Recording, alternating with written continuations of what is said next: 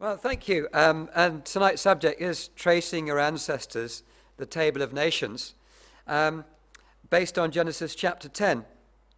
And I don't know about you, but a lot of people have got a real interest in trying to trace their roots. I don't know whether you've tried to find your family tree. It's quite an interesting subject. A lot of people are doing that these days. More recently, people have been trying to trace their ancestors through DNA tracing. Send off a sample. You can do it on the internet and check where to send it off to and so on. You can do all that and find out where you've come from, apparently. Well, I won't be going into DNA tracing. I'll be looking more at a historical point of view tonight. But just as we move on now, tonight's talk, we're going to be looking at several things. Firstly, post-flood civilization. Because what we're looking at, Genesis chapter 10, is after the flood of Noah and what happened to Noah and his descendants and where those families, those tribes, those clans, where they spread through and migrated in the ancient world. So we're looking at what happened after the flood. We're going to be looking at the founders of what I call the New World, really, because the old world, as they knew it, was pretty wrecked and they had to start again. So Ham, Shem, and Japheth, the sons of Noah. We look at Ham and his descendants and where they went.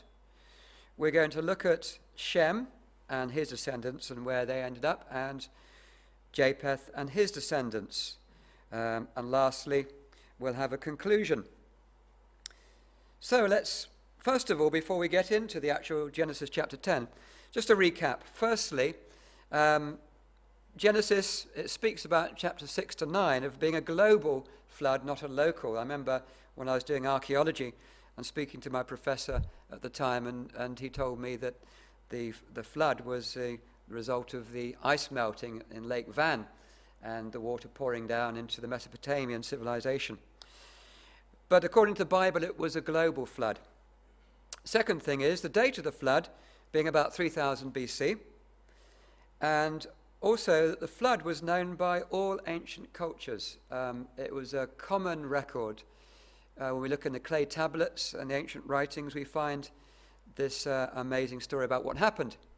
And if you look at there on the right picture, the picture down at the bottom right, is a section of a clay tablet about the Gilgamesh epic, and it speaks about the flood, the Babylonian version of it, and some of them were really quite ancient.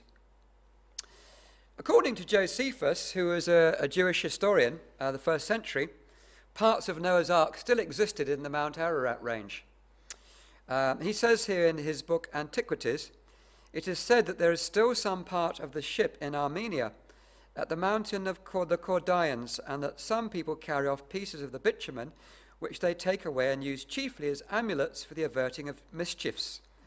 Hieronymus, the Egyptian also, who wrote the Phoenician Antiquities, and Niaces and a great many more make mention of the same. So it was common knowledge, not just about Bible-believing historians, but actually pagan and others. Everyone knew about the remains of the Noah's Ark in the Mount Ararat range, just as the Bible said. I want to mention what I call carbon-14 disclaimer, and there's a reason for that, because when we're looking at these things, we're looking at historical records. Carbon-14 disclaimer. The reason I mention that is because I'm only using historical dating methods with archaeology, and I'm not getting into prehistoric theories. The thing about carbon-14 is it cannot be calibrated beyond 3000 BC for the simple reason you can't test it against any kind of historical records.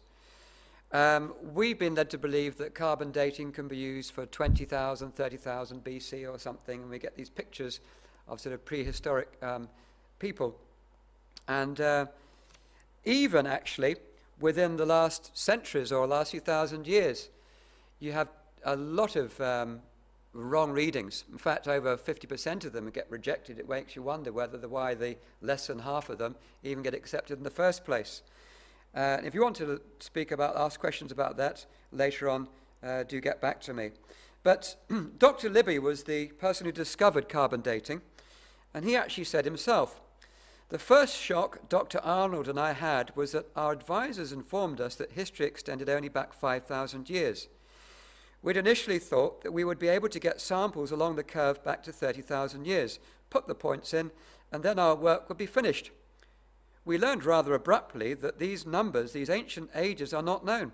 In fact, it is about the time of the first dynasty in Egypt that the last or the earliest historical date of any real certainty has been established. So we're looking at the last 5,000 years. So let's move on. The first part tonight, post-flood civilization. And if you have a look at the map there, you can see the shaded bits of brown all around Turkey. It's known by archaeologists as Anatolia. Anatolia is a region, basically, that includes Turkey, Armenia, northern Syria, and western Iran, where the brown shading is. If you look on this map, you can see on the right-hand side, you can see Lake Van. There's another lake just below it, which is not named, but that's Lake Urmia. And above those two lakes, there's a river called Araxes, is where the Mount Ararat range actually is, where, according to the Bible, was Noah and his descendants got out of the ark and descended from that point.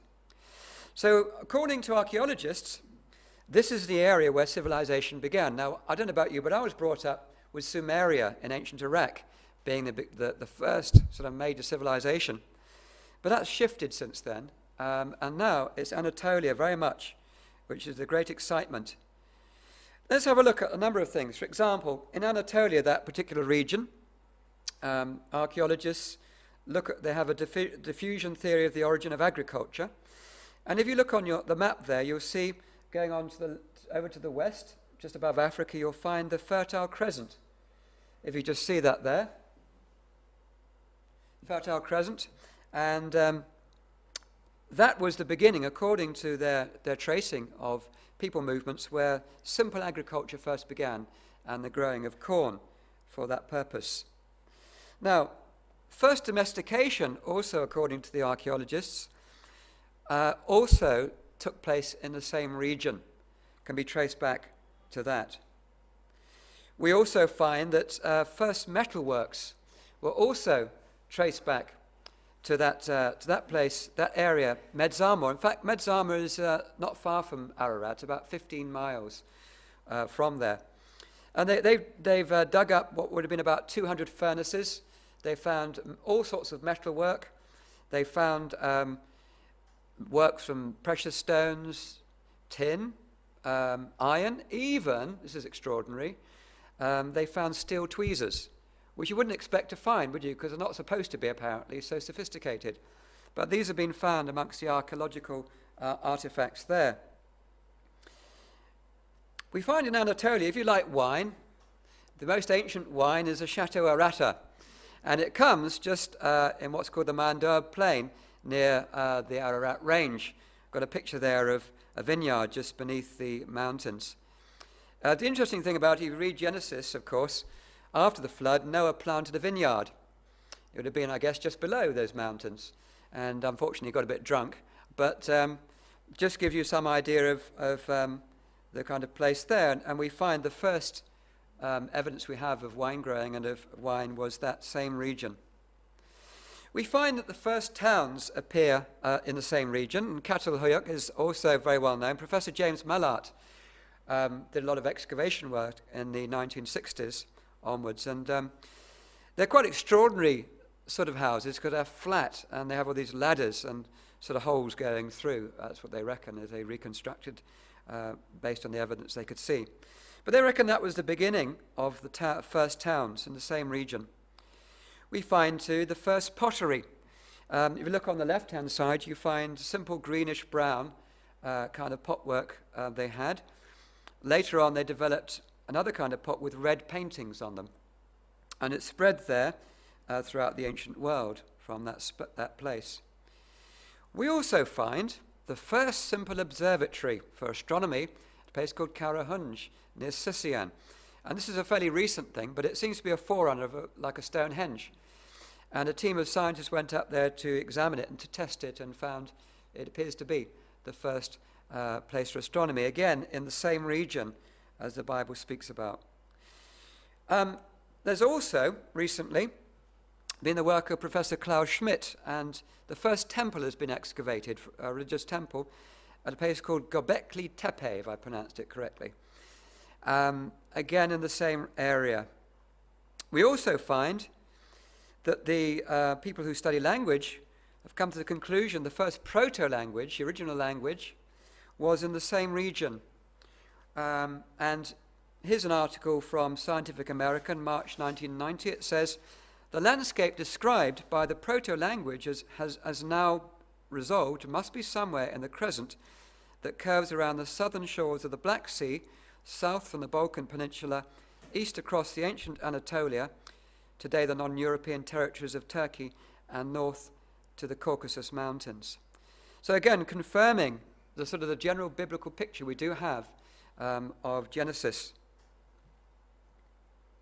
Now let's have a look. Ararat and where Noah and his family began.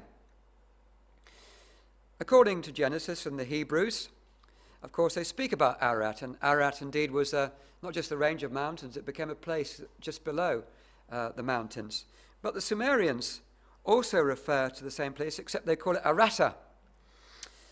You get the Assyrians calling it Urartu, basically the same place, and it was famous and mentioned in their clay tablets very early on.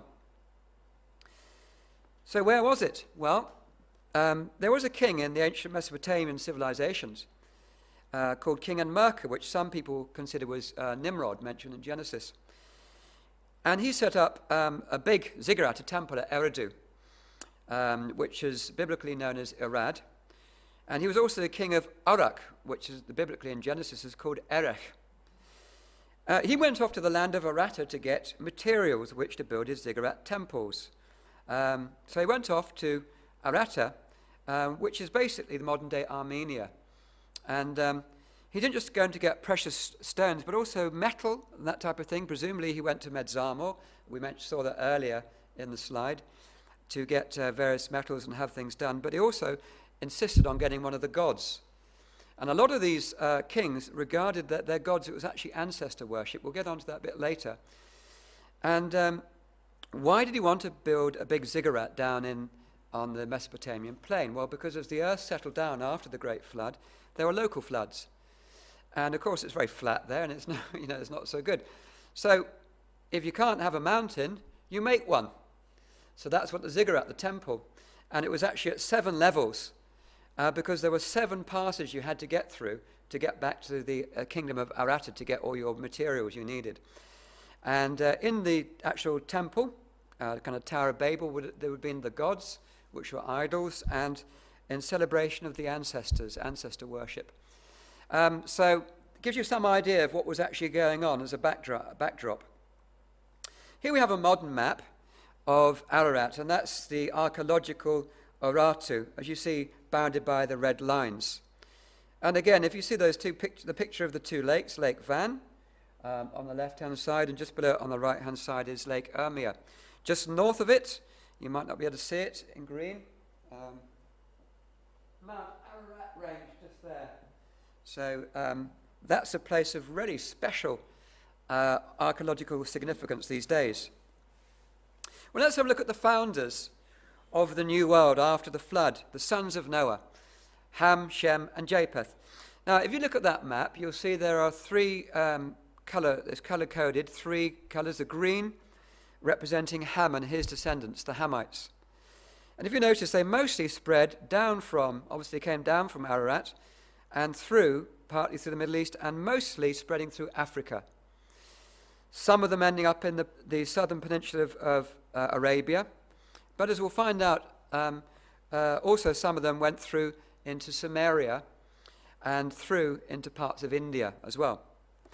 If you look at the map, the colour of the brown, that's Shem. Of course, Shem was the father of the Shemites, or Semites. Of course, we get the word Semitic. It's still a word in usage.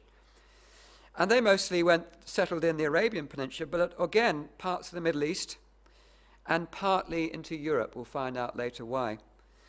And Japheth spread far and wide.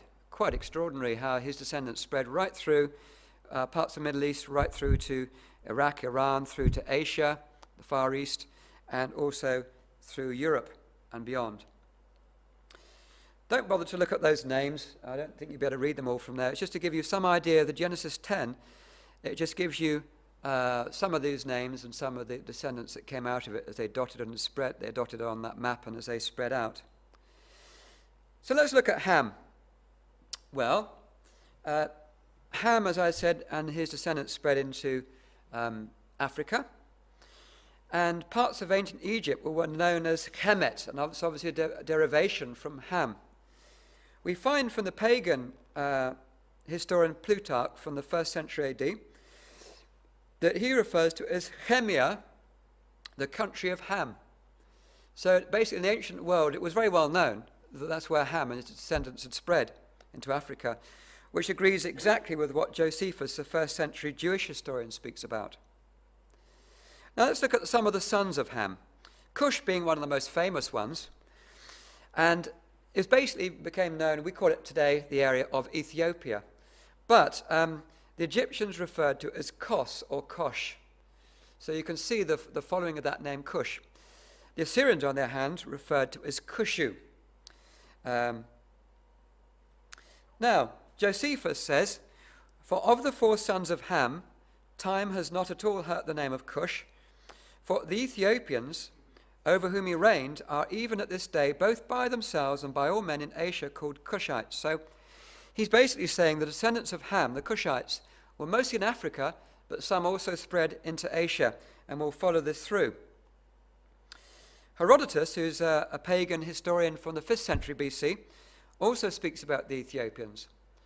And they both spread into Africa and to Asia. He confirms that.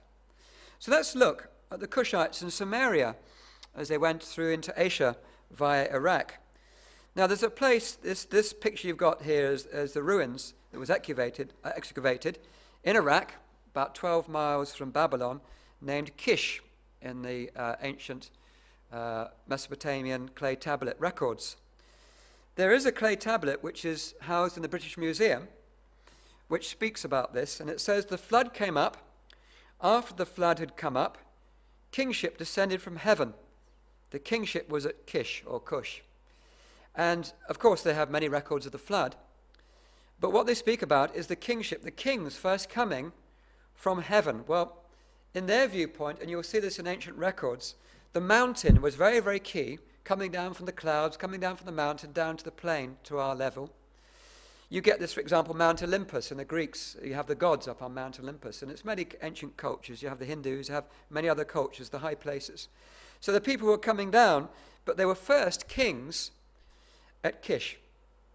Now, there's an interesting thing, because it was there, from that time onwards, we'll find the son Nimrod, the son of Cush, is where empires first began. And we'll trace this through. Some scholars reckon that King Meshech in the king records of ancient Mesopotamia could possibly be the Cush mentioned in Genesis. Now let's look at some of these Cushites as they spread in Sumeria and India, which you might be surprised about. King Sargon, an Assyrian from about 2100 BC, said something quite derogatory, but here we are, this is what he said. "For 45 years, the kingdom I have ruled and the blackheads I have governed." He's referring to dark-skinned people and their dark curly hair. And basically what he's speaking about is the Cushites. And they were there before him, and he came and conquered them, and he set up an empire. We find from the book of Sothis, which is a record from the time of Pharaoh Amenhotep III, about the 14th century BC, he speaks about the Ethiopians removing from the river Indus, which is the Indus Valley Civilization, dark-skinned Dravidian people before the Aryans came later on. And they came from India and they settled in Egypt next to their cousins in Ethiopia. So we find some of these records there. Arrian, a 2nd century pagan historian, says, "The inhabitants of the Indus," that's the Indus Valley Civilization, India, "are in their looks and appearance not unlike the Ethiopians. Those upon the southern coast resemble them most. They who are to the north have a greater resemblance to the Egyptians." And of course, we still have a name today, the Hindu Kush. Anyone ever heard of that? It's a pass, and Afghanistan, Pakistan, right through into India. It was a place where people went through the passes into India. And why was it called Hindu Kush? Well, it was the Indus Valley Civilization, and it was Cush because the descendants of Cush in Genesis were the ones who went there. And that's very clear to us. So as you'll find is unraveled, we're dealing with real history. This is not some sort of mythology we're dealing with in the Bible in Genesis. Other sons of Cush. We haven't got time to go into great depth, but one of them was called Seba. And a tribe called the Sibai or the Sabaeans spread through into India and Sri Lanka. Some scholars reckon, because of the ancestor worship that took place later on, that it's quite possible that Shiva, one of the main gods in India, one of the first gods that was there, could very possibly be the ancestor Sheba or Seba. We're not totally sure where Rama went, the son of Cush. Some scholars reckon again it was around India or somewhere around that region. But again, some scholars reckon the possibility of the god Rama. You have Shiva and Rama side by side together in the Hindu worship. And you have Seba and Rama, again, in the Genesis accounts of ancestor worship. One of the other sons was Havilah. And his descendants became known as the Avilatai. And they settled in a place called Avilis, East Africa. Another son was called Sabta. His descendants were the Sabathians, or the Sabs, as they were known. And even to this day, Somalians refer to the founders of Somalia as being the Sabs. They have a long sort of record of that. So basically, the descendants of Cush spread through Africa, where they were known as the African Cushites, and through into Asia, into Indonesia, and Australia. Obviously, the Aborigines in Australia, spreading that far through, and they were known as the Asiatic Cushites. Now let's look at Nimrod. I mentioned him earlier. Some scholars reckon he was Enmerkar, and he gets a special mention as a son of Cush because he did some quite extraordinary things. He built the first empire. He built Babel, which is known in the pagan records as Babilu. He built Erech, which is known in the pagan records as Uruk, and Akkad, which is known as Akkad. And you get the Akkadian language and the civilization there. And Calna, which some scholars reckon it could be what was excavated as Nippur. Spreading through in Sumeria, of course, Nineveh was very important for him. And Kala, Rehoboth, and Rezin. These places all known, confirming the Genesis account. Now, he was worshipped as a god, as Nimrod or Nimrod in the Lagash temple, we find. And as I mentioned before, some scholars reckon he's King Enmerkar, who's called the hunter in the clay tablets of the ancient civilizations, which is exactly what Nimrod's called in Genesis. If you look at these two pictures, on the right-hand side, you'll see what's called a ziggurat, a temple. And this is at Eridu, which is mentioned as Irad in the ancient in Genesis. And there's some debate over this was the actual Tower of Babel or not. But if you look on the left-hand side, you'll see what many scholars reckon is Enmerkar or Nimrod. And you can see that he's a bigger man above the others. That's him up there. And he has a divine ruling rod. And the ziggurat, or the temple, or the mountain, there, they've built there, with sun worship at the top, the symbol of the sun, is Nimrod. So again, what we find is archaeological evidence for this period. Now let's look at Mizram, the son of Ham. According to biblical Jewish understanding, he was the founder of the Egyptian civilization. Now, in the ancient world, Egypt was known as Mizram, according to the Agaritic tablets in about 1400 BC. Known as Mizri, according to the Amarna tablets, clay tablets, about the same sort of period. Known as Muzur amongst the Assyrians, Muzri amongst the Babylonians, or Masri by the Egyptians, even today, still called Masri, which is quite interesting. Now, this is quite an interesting point, because Masri according to Egyptian records, was the one who led the first, set up the first dynasty in Egypt. And they were the Horus kings. You may have heard of them. And if you look at the picture here, you see the Horus god there, and you see he's got the head of a falcon, and above his head is the sun, encompassed by a serpent. It's a symbol of divinity. It's worshipped they're worshipping the sun god, and the serpent, which was often on the pharaoh's heads as well, is a sign of divinity. And here we have this Horus king, this god who was worshipped. Now, why the falcon? Well, that's very interesting, because according to ancient Egyptian records in the pyramids, there's a record of, they spoke about their new world that came into being, where this land appeared out of the water. Okay? And there was this falcon which flew, and it had a reed in its mouth, which was a symbol basically of the new world starting. Very important if you're an Egyptian in the Nile, because they had local floods quite a lot. And this, of course, according to Genesis, Mizraim or Masri was a grandson of Noah. And the symbol, they see it was a falcon. According to Genesis, of course, it was a dove that Noah sent out from the ark. And the dove came back with an olive branch in its beak. But they, of course, have an adaptation. It's a falcon with a reed in its mouth. But it's essentially saying the same thing. Now, Mizraim had some sons.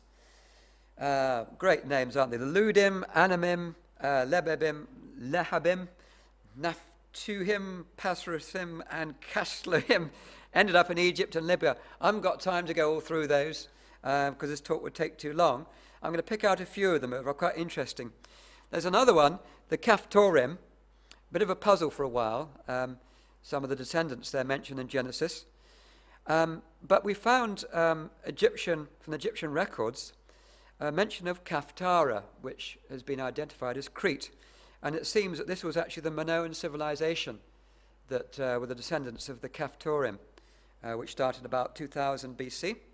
And then they were overthrown by natural disasters. I remember studying the Minoans at university, fascinating. They had this acrobatic thing of leaping over bulls. I don't know whether you've seen these artwork before from Crete. They worshipped sort of a bull god in the labyrinth underneath the palace at Knossos. They had a snake goddess also that they worshipped. Other sons of Ham, Put and Canaan. Now, Put became known as the father of the Libyans, and the Egyptians referred to Libya as being Put, or Punt, and the Persians referred to it as being Putta. Canaan, of course, is in today the geographical land of Israel. Known again as Canaan by the Egyptians, or Canaan by the Phoenicians and Greeks, Kinahu by the Assyrians, and Kinahaine by the Hurrians in about 1400 BC. So again, all these things were completely historical, rather than mythological, as so many people seem to think. Canaan was the father of a whole bunch of tribes: Sidonites, Hittites, Jebusites, Amorites, Girgashites, Hivites, Arkites, Sinites, Arvadites, Zemarites, and Hamathites. We're not going to go through them all. It would take too long. I'm just going to pick up a couple of interesting ones. The first one being the Hittites. I'm sure you've all heard of them. Well, if you've been around about 100 years ago and you said the Hittites believed, some of the professors would have laughed at you, said there's no such thing. The Hittites never existed. The Bible is a bunch of myths and stories made up. Until, of course, they were digging around and guess what? They uncovered the whole civilization of the Hittites, and the Bible again was proved correct. And, of course, the Hittites were famous for their iron chariots, and the skeptics said, impossible. Iron was never invented in that way. It's completely wrong, stupid Christians and stupid Bible believers. Well, guess what they're famous for now? Iron chariots.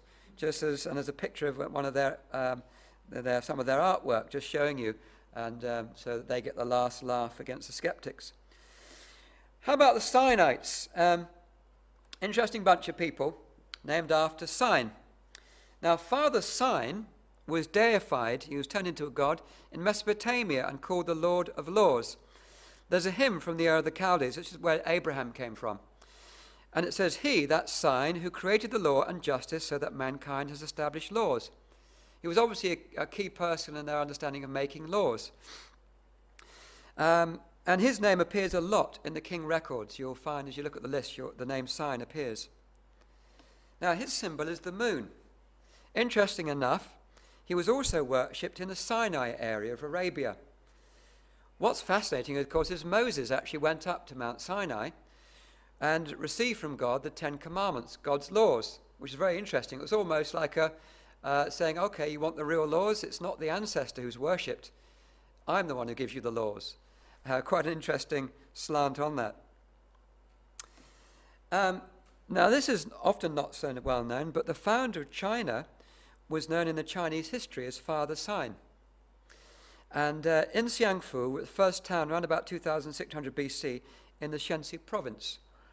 And you can actually trace the name China is derived from Father Sign. And we look at this. The ancient Chinese were called the Sinai, according to the pagan historian Arian. We learn about the Sign dynasty in the 3rd century BC. Even in modern day usage, the Sino-Japanese war in the Second World War. The ancient Chinese have their own records about Genesis events. We haven't got time to go into those, but they recorded them on pictograms, on ceremonial pots, and this one's a turtle shell. If you want to look more about that, you can go and download my talk called Tracing Genesis and the Ancient Cultures, which we have online. Now let's look at Shem and his descendants. Of course, Shem is the father of the Shemites, or the Semites, which are known today. And according to Professors Kramer and Arno Pobel, they were very much involved in the early stages of Sumeria. And it seems that Sumeria is actually a Semitic language, a Semitic name. They branched out into Iraq and Iran in the east and went west into Europe, and especially south into the Arabian Peninsula. Now, Elam, son of Shem, was one of the best known ones. His descendants were known as the Elamtu by the Babylonians, or they were known as the Elames by the Greeks.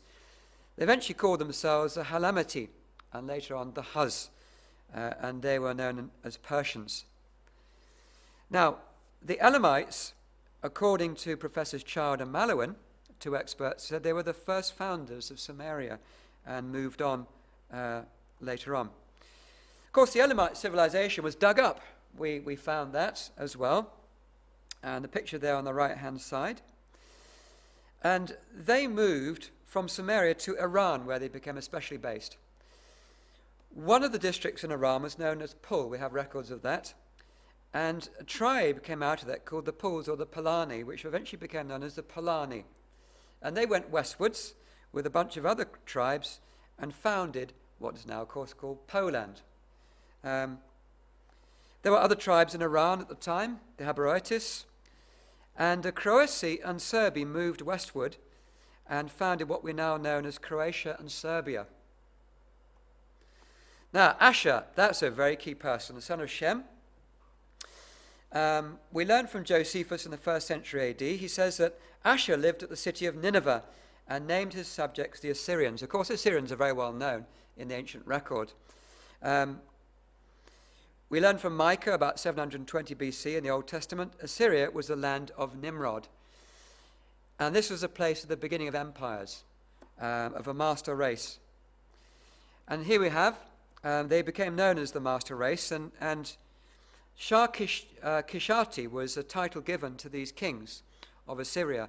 They were the forerunners of the Shahs, or the Tsars, or the Caesars, or the Kaisars. So you can probably see where we're going with this and how it develops already. Well, Asher, the person mentioned in Genesis, was turned into a god, very common in that time, and so the kings after him. And often their name Asher appears in the lists as part of their title. And they were actually called the Ashurs. But the Hindus did not like them. Simple reason, I think it was Dravidians, being dark-skinned, were treated very badly, and it seemed the caste system developed out of this Assyrian master race, where the white ones at the top and the dark ones at the bottom. And in the Hindu records, they call the Ashurs the Asuras, the demons.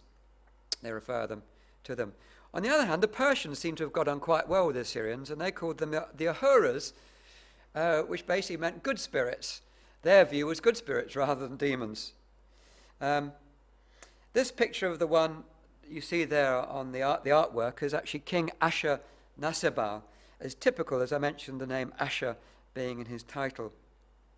Well, here we go. The Assyrians head to Germany. Quite amazing. But 612 BC, the Assyrian Empire was defeated and assimilation occurs. Most of the Assyrians were sort of assimilated into the people round about. But what we do find, we can trace them. Many Assyrians moved to Turkey. We find there's some Diodorus Siculus, a pagan historian, and they are known in the Crimea as the Assyriani. Pliny mentions them. And then they become classified amongst these roving hordes, the Scythians, the barbarians up there. They spread into Europe, and the Romans start calling them the Germani, the genuine ones. That's really what it means, that the genuine ones. And they are now listed amongst the Galatai, or the Gauls, according to Strabo, a pagan historian. A bit later on, about 400 AD, a whole bunch of people, the Vandals you probably heard about, the Alans, the Saxons, and the Alemanni, they invade Europe. And Jerome mentions about the same time, he says Ashur is also joined with them. He doesn't mean Ashur, the actual person, because he was dead a long time before, but he means the Assyrians, the descendants of Ashur, have joined with them. And so they move into Europe, particularly Germany. And one tribe that comes out of them is the Franks. They move into Germany, and they established, of course, the city of Frankfurt. And France itself comes from the Franki as well. The Franks are the Franki. And there's this moving together into Germany of the Vandals and the Assyrians, as Procopius, the Roman historian, records. 368 AD, the Saxoni and Franki invade Gaul, we find in historical records. And later, of course, Anglo-Saxons invade Britain. They spread through America, Canada, Australia, and New Zealand. So that probably incorporates some of us here, find some of our roots. Now, here's another son of Shem, Arphaxad. And Josephus says he was the father of what was known as eventually the Chaldeans. You probably all heard of the Chaldeans. They were famous as the Magi in Iraq and Iran. They were famous for astronomy, and they were the wise men, even had great influence on kings and decisions made in government. Now, according to the Hurrian culture, in the Nutsi tablets, clay tablets of 1400 BC, there are the people called the Araphura. They are known as Araphu amongst the Akkadians, and Ptolemy refers to them as Arphaxadis. And there was once the population in that area, once called the Kuru Araxes. In fact, there's even a river mentioned, named after Araxes. And scholars reckon it's traced back to Arphaxad, the son of Shem. Now, Eber, son of Shem, well, you can look straight away where we're going with that one on the right-hand picture. We'll trace through about the Jewish people, but Eber was the father of the Hebrews. This is a long time, of course, centuries before the Jewish people as such. And some scholars reckon that the Egyptian records, they speak about the Abiru, possibly also a reference to the Hebrews. Abraham, of course, was a descendant of the Hebrews, or of Eber. And Judah was a descendant of Eber and Abraham, and of course was the father of the Jewish people. And that's how you get those. And the Jewish people, of course, spread throughout the world, as we know. Two other sons, two sons of Eber, Peleg and Joktan. Peleg, the Bible says in Genesis 10, in his time the earth was divided. Now, some creationists have said that this would be perhaps after the flood and all the upheaval that took place. It was these dividing of the continents. But the majority of scholars speak about it being a time when the earth was divided as being the tribal groups dispersed. Now, we can actually trace the name Peleg in the language, in the Akkadian, because divided in Akkadian is Pulaka, whereas Assyrian, to divide, is Palgu. So you're tracing that back to the original person. And his descendants lived in a place called Paliga on the river Euphrates. There was a city there once called Palga, and the descendants were known as the Pelasgians, or Paphlagonians, which became quite well known in Asia Minor, which is modern-day Turkey. Joktan, we won't have time to go into these. He had 12 sons. They basically spread through into the Arabian Peninsula. Lud, the son of Shem. Now, Lud was the father of the Lydians, as Josephus tells us. They were famous as archers in battle. And they were particularly described by Herodotus in the 5th century BC as being quite white-skinned people. They were known as the Ludu by the Accadeans, or the Ludem by the Egyptians, the Ludbu as the Assyrians, and there was actually a town called Ludbu on the Euphrates in Iraq in early times. They migrated into North Italy with the Etruscans. Now, the Etruscans, of course, were famous because the Tarquins came out of them, a ruling class that essentially were there in founding the Roman Empire. And the Lydians were involved with them in moving into Italy. Others settled in Albania. One branch became the Gegs, it's a great name, isn't it? The Kosovars, as we know them today. Another branch settled in what we now know as the Georgians, and others as the Kabils in Algeria in North Africa. Moving through quite quickly. Aram, son of Shem, father of the Aramaic language, of course, which we still know. Rebekah, the wife of Isaac, was Aramaean, and her family came from that culture. The Aramaeans themselves were taken captive by the Assyrians into Kir near Armenia. They moved to Aram, as Josephus tells us, and they were known as the Arami when they moved into South Russia, as Pliny mentions. There were sons of Aram, Uz, great name, Hul, Gether, and Mash. Uz, well, his descendants they moved into Syria, and Damascus was the city they founded as their leading city. There was also a city once existed called Uz in Mesopotamia, and they were later known as the Uzonians. They migrated into Italy as well. Hul, he founded Armenia, according to Josephus, after about 732 BC. This, of course, is the later Armenia. Of course, Ararat, the kingdom of Ararat, was much earlier. And the descendants were called the Halani, the Alani, or the Alans. You may have heard of that tribal group. And according to Marcellinus, the Roman historian, almost all the Halani are tall, handsome, and their hair inclines to blonde. So if that's you tonight, tall, handsome, and hair inclining to blonde, if you got some hair, that could be your tracing your ancestry. Now, I had to put this toy soldier in the Vikings. Here we go. Anyone like the Vikings? I loved the Vikings as a child. Now, Gether was the father of the Vikings, and let's have a look.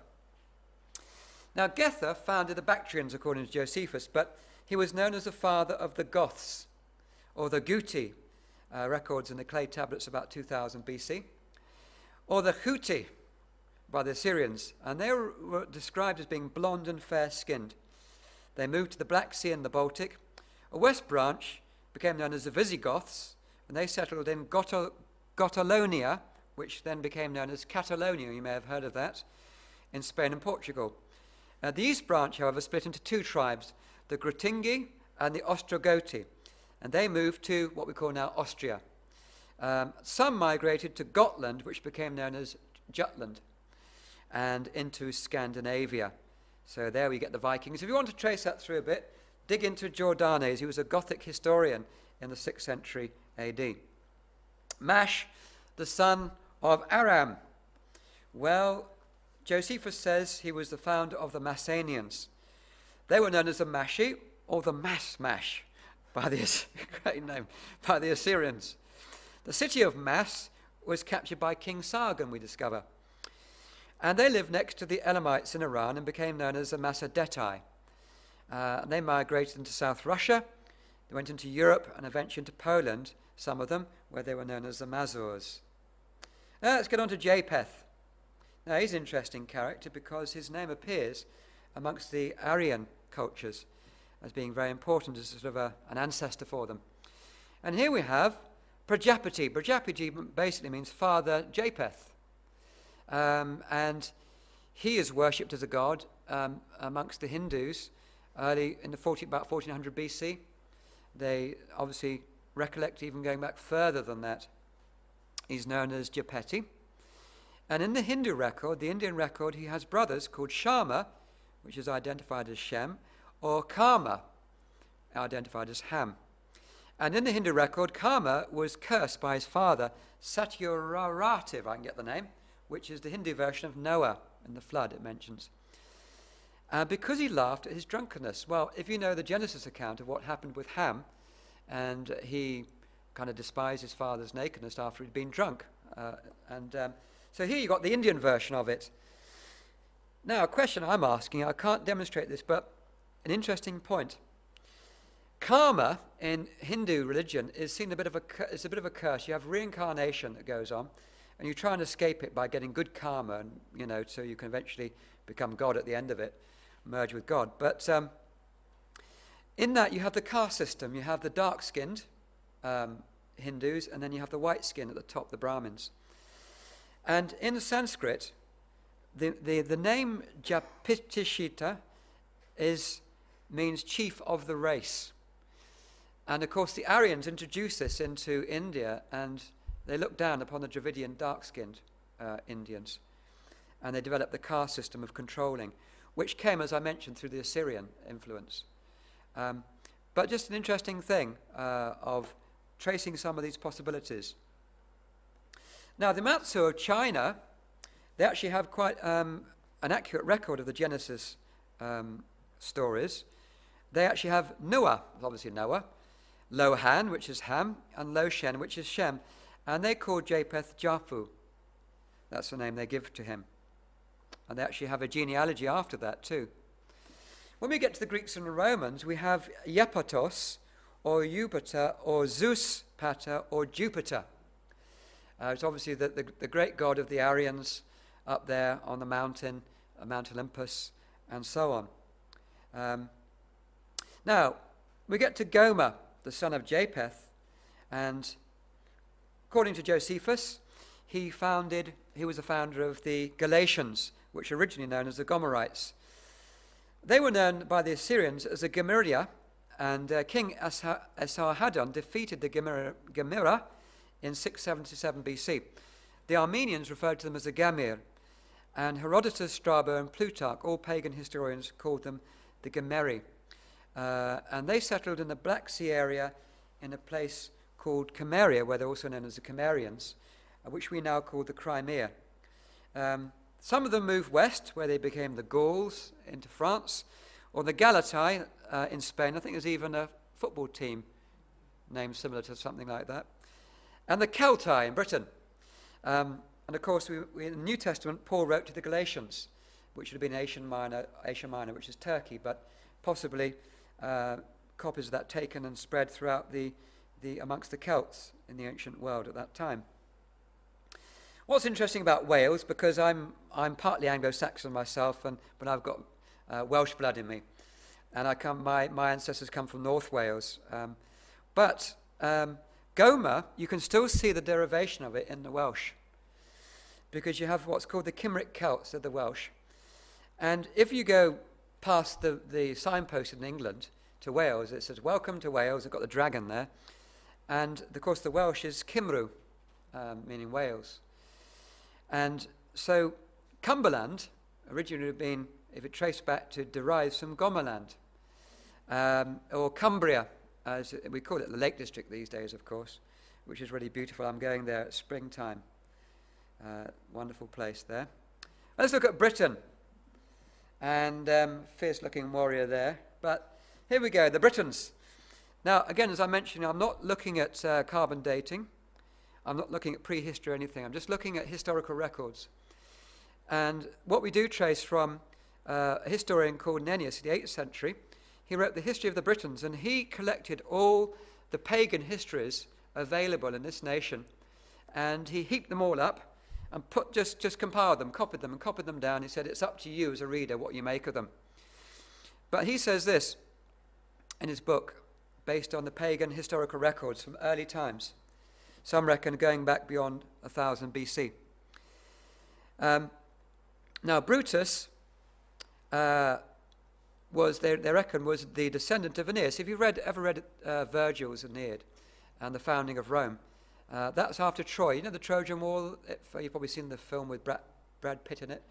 Anyway, Troy fell, and the Trojans fled, and they dispersed to different places. And some of them, according to the historical records of the Britons, they came up the River Thames, as we know it today, and they settled in what we now call London, but they called it Trinovantum, New Troy. That was the name given to it. And that Brutus ruled in this period between 1104 and 1081 BC. And from that you get the British.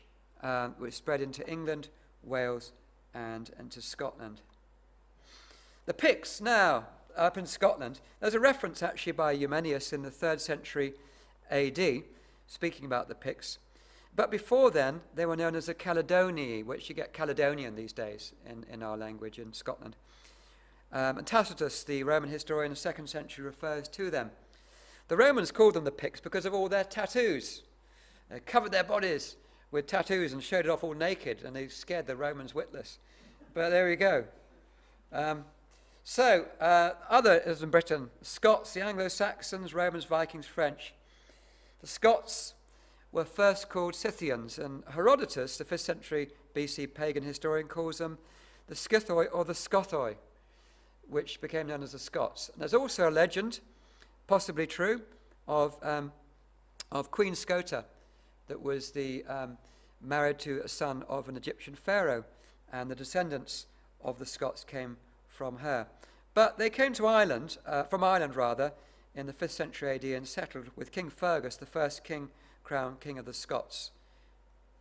Anglo-Saxons, they come from Angel and Saxony in Germany in the 5th century AD, and some of the dukes with them. Romans won't really go into that. They came, of course, Vikings, 700s AD, but also up in Orkney, much earlier than that. And the Normans, of course, quite late on in the scene, 1066. Now let's move to the sons of Gomer, Ashkenaz.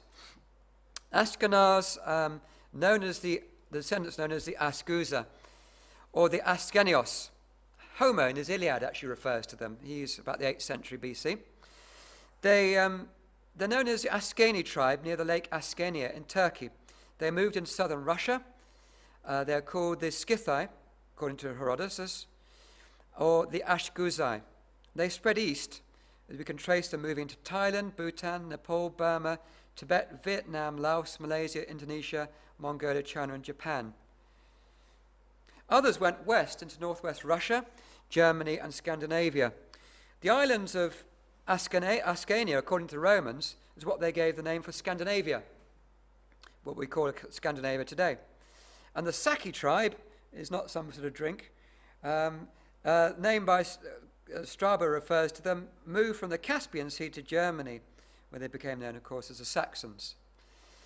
Sons of Gomer, 2 sons here, Riphath and Togarmah. Riphath was basically the father of the Paphlagonians. They moved into parts of Russia, and they were the Finno-Ugric people, the Finns, the Lapps, and the Hungarians. Togarmah was known, the descendants were known as Tilgarimu by the Assyrians, or as Togarmah by the Hittites.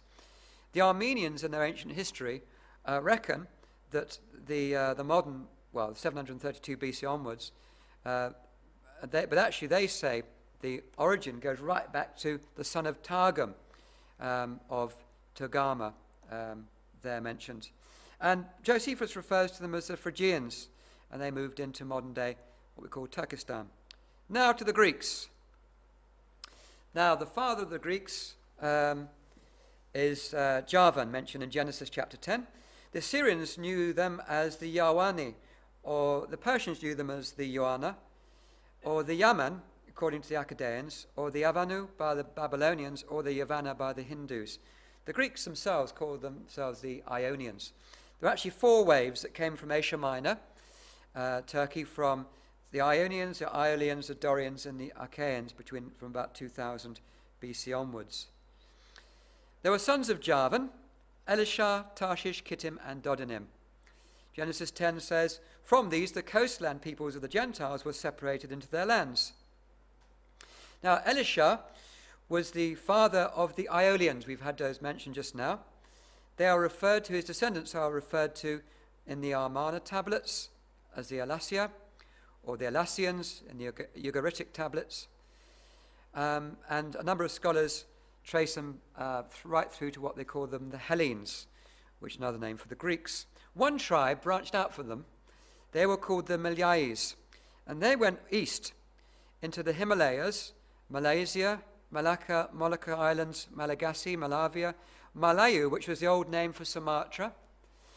And the Polynesians and Maoris have been traced from this, and recently, whatever you think about DNA tracing, has been a confirmation of that. Kittim, he went off and founded a community in Cyprus and Macedonia, modern-day Yugoslavia. Dodonim settled in Rhodes, island of Rhodes, and also on Asia Minor. And the Dardanians were the descendants, and they lived in what we call the Dardanelles, which is around the place where Troy was. Sons of Japheth, Magog and Madai. Now Magog was the father of the Scythians, according to Josephus. And what a great name here. The Assyrians call them the Makgugi. They were known as Magog quite late on by Pliny, and they moved to the north of the Caucasian mountains. They spread through into the people we now know as the Mongolians, the Alawites, and right through across the Bering Strait to the Eskimos and the American Indians, spreading both in North and South America. Now, the Madai were known as the Medes in the ancient world. The Assyrians actually called them the Madai, and the Greeks called them Medai. And you've probably heard of the famous Medo-Persian Empire in Iran. And they settled all around that part, but they also moved up into the Ukraine and partially also into India, known as Persians. Other sons of Japheth, Tubal and Meshech. Well, they were known as the Assyrians as a Tabali. The Greeks called them the Tibarani.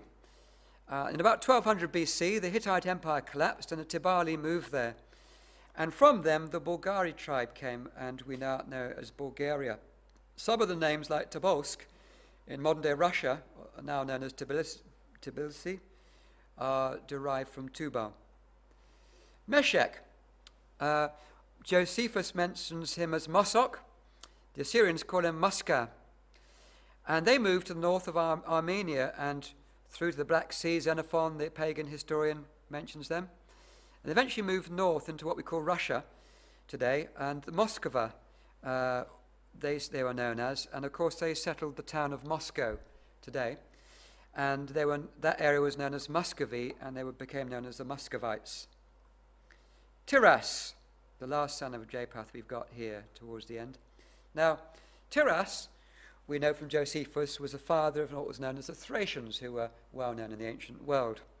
The Egyptians called the descendants of Tiras Tersha, and the Greeks called them Tirsanoi. It's quite possible that Tiryns, which was the second town on the island of Crete in the Minoan civilization, was named after Tiras. And there seem to be some similar things in their culture, as we'll find out. And most of them settled in Macedonia, Yugoslavia. But, now here's something very interesting, it's reckoned by some scholars that some of the American Indians have descended from this line, from the Thracians. If we compare the Minoan and Mayan cultures, we look at the things that they were doing and their artwork and the way they did things with, there are quite similarities between Minoan and Mayan civilizations. Mayans, of course, being in South America. Julius Firmicus, a Roman historian, said, in Ethiopia all are born black, in Germany white, and in Thrace red. I mean, very straightforward, isn't it? But anyway, the Thracians were regarded as being redskins in the ancient world. Now let's compare some of the Aegean islands near Greece and Asia Minor with some of the Indian tribes that moved into North and South America. We have Zu, the island of Zu, and you get the tribe Zu. You get the island of Andros, and you get the North American tribe Androan. Patmos, you get the Patos tribe. Island of Leros, you get Lekos tribe. Piraeus, you get the tribe of Pyros. Naxos island becomes the Hyksos tribe. You get Aguas island becomes the Aquas tribe. Sycones island becomes Sycoes tribe. Anafe island becomes an Aphis tribe. Carpathos island becomes Carpassos tribe. And what's interesting too is from Science article in 1998, surprisingly, scholars have been tracing DNA and they're saying, oh, actually we can trace some of the American Indian tribes going back to that same part of the world, the Aegean, just as some of the historians and archaeologists have been saying. So we come to our conclusion. And a quotation here by Professor William Albright, Dean of Biblical Archaeology, a man highly respected. And he said this about Genesis chapter 10, the Table of Nations. He says, it stands absolutely alone in ancient literature with no remote parallel even among the Greeks. The Table of Nations remains an astonishingly accurate document. It shows such remarkable modern understanding of the ethnic and linguistic situation in the modern world, in spite of all its complexity, that scholars never fail to be impressed with the author's knowledge of the subject. And certainly my own personal research over the last 20 to 25 years has confirmed that. I've been really, there's so much more I could have brought in. I could have gone on for another hour because there's a lot more. Even genealogical tables of some of the pagan nations confirming things in the Genesis account. Some ancient records. And I've got tremendous respect for Genesis chapter 10. It's obviously a very ancient document we have in the Bible, and it's very accurate. But the question is, if Genesis chapter 10 is so accurate, what about Genesis chapter 9? What about 6 to 9 of the Noah's flood? What about the book of Genesis itself as a foundation for the Bible? Thank you very much indeed for listening tonight.